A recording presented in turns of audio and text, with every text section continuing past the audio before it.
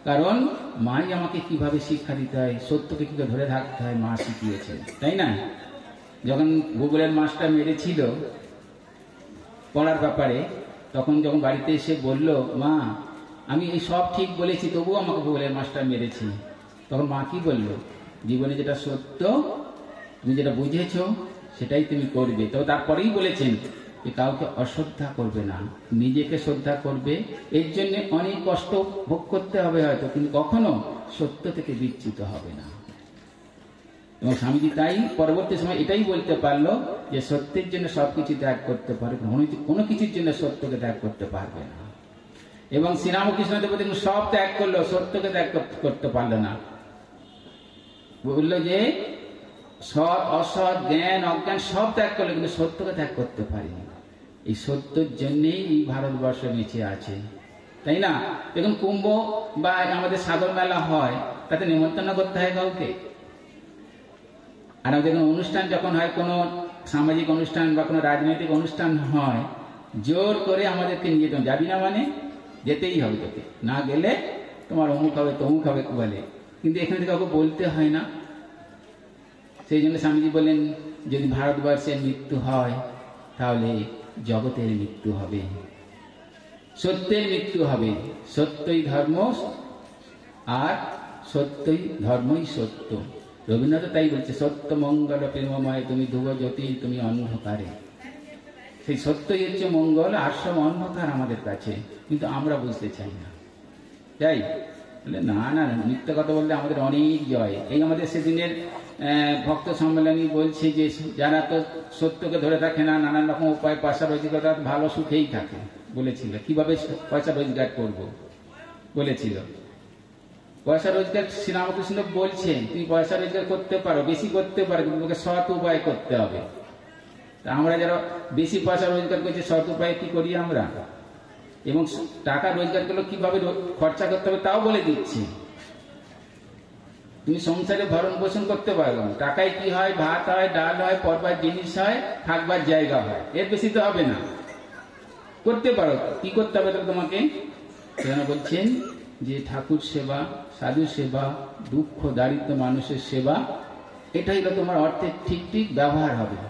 কিন্তু তুমি যদি বেশিভাবে রোজগার করো অসৎ উপায়ে, আমরা ভাবি হয়তো তারা সুখে আছে, কিন্তু কখনোই তারা সুখে থাকতে পারে না।